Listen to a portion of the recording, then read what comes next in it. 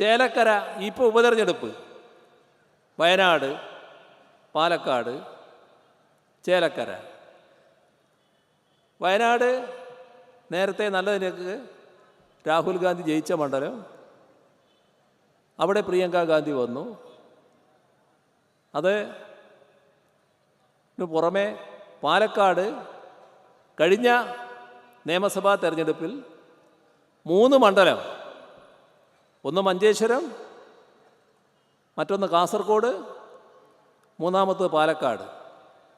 ഈ 3 മണ്ഡലവും ഞങ്ങൾ 3-ാം സ്ഥാനത്ത് പോയ മണ്ഡലമാണ്. അതാണ് യാഥാർത്ഥ്യം. ഞങ്ങളിത് പരിഹരിക്കാൻ വേണ്ടി ശ്രമിക്കുന്നുണ്ട്, നല്ല ശ്രമം നടത്തിക്കൊണ്ടിരിക്കുന്നുണ്ട്. കയ്യിലുള്ള സീറ്റ് ചേലക്കരയാണ്. അപ്പോൾ ഞങ്ങളെ യഥാർത്ഥത്തിൽ പരാജയപ്പെടുത്തി വിജയം നേടി ഈ കേരളത്തിലെ സർക്കാരിനെതിരെയുള്ള രാഷ്ട്രീയ വിജയം ഞങ്ങൾ നേടിയിരിക്കുന്നു. സർക്കാരിൽ ജനങ്ങൾ അവിശ്വാസം രേഖപ്പെടുത്തിയിരിക്കുന്നു എന്ന് പറയാൻ ചേലക്കര വിജയിച്ചു വരണം എന്നവർ കണക്കാക്കി. എല്ലാ സന്നാഹങ്ങളും ഒരുക്കി.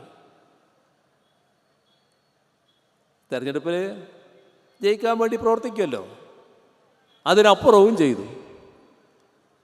എന്തായി? ഇതേ സ്ഥാനാർത്ഥി UR പ്രദീപ് 2016 അവിടെ തെരഞ്ഞെടുപ്പ് നേരിട്ടപ്പോൾ കിട്ടിയതിനേക്കാളും വോട്ടും ഭൂരിപക്ഷവും ഈ തെരഞ്ഞെടുപ്പിൽ അതേ പ്രദീപ് നേടുന്നു. തൊട്ടു മുന്നിൽ നടന്ന തെരഞ്ഞെടുപ്പിൽ LDFന് കിട്ടിയതിനേക്കാളും കൂടുതൽ വോട്ട് സമ്പാദിക്കാൻ ഇത്തവണ LDFന് കഴിയുന്നു. പിടിച്ചെടുക്കാൻ നിങ്ങൾ നിയോഗിച്ച സ്ഥാനാർത്ഥി, തൊട്ടു മുന്നിൽ അവിടെ മത്സരിച്ച സ്ഥാനാർത്ഥി, ആ സ്ഥാനാർത്ഥി പുറകോട്ട് പോകുന്നു. കഴിഞ്ഞ തെരഞ്ഞെടുപ്പിൽ നേടിയ വോട്ട് പോലും സ്വന്തമാക്കാൻ ആ സ്ഥാനാർത്ഥിക്ക് കഴിയുന്നില്ല. ആരുടെ വിജയം? അതല്ലേ കാണേണ്ടത്? കേരളത്തിലെ ജനങ്ങൾ LDFനോടൊപ്പം നിൽക്കുന്നു എന്നുള്ളത് ആവർത്തിച്ച് പ്രഖ്യാപിക്കുന്ന തെരഞ്ഞെടുപ്പ് ഫലമാണ് ചേലക്കരയിലുണ്ടായത്. അതുകൊണ്ടാണ് ചേലക്കരയിൽ ചേലുള്ള വിജയം എന്ന് നാട് ഒന്നിച്ചു പറയുന്നത്. ഇതാണ് നാം കാണേണ്ട കാര്യം.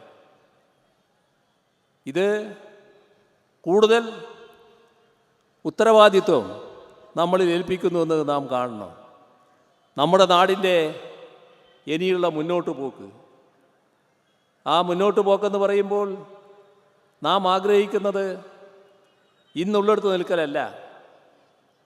2016 നിന്ന് 8.5 വർഷം പിന്നിട്ട നമ്മൾ ഒരുപാട് നേട്ടങ്ങൾ ഇപ്പോൾ നേടിയിട്ടുണ്ട്. ആ നേട്ടങ്ങളിൽ അഭിരമിച്ച് നിൽക്കലല്ല, ഇനിയും നമുക്ക് മുന്നോട്ട് പോകണം.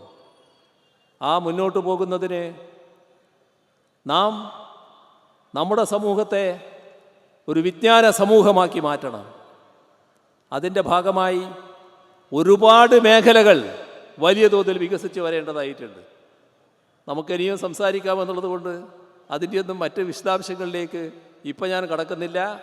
ആ ഉത്തരവാദിത്വമാണ് നമുക്കുള്ളത്. നമ്മുടെ ചെറുപ്പക്കാരാഗ്രഹിക്കുന്ന വിധത്തിൽ നമ്മുടെ നാടിനെ വലിയ തോതിൽ മാറ്റി തീർക്കാൻ കഴിയണം. വിജ്ഞാന സമൂഹത്തിൻ്റെ ഭാഗമായി വരാൻ പോകുന്ന മാറ്റം അതായിരിക്കും. ഇന്നത്തെ കേരളം ലോകത്തിലെ വിവിധ ശാഖകളിൽ നേടിയ വിജ്ഞാനങ്ങൾ സ്വാംശീകരിച്ചുകൊണ്ട് ആ വിജ്ഞാനങ്ങളാകെ പകർത്തിക്കൊണ്ട് മുന്നോട്ട് പോകാനാണ് ശ്രമിക്കുക.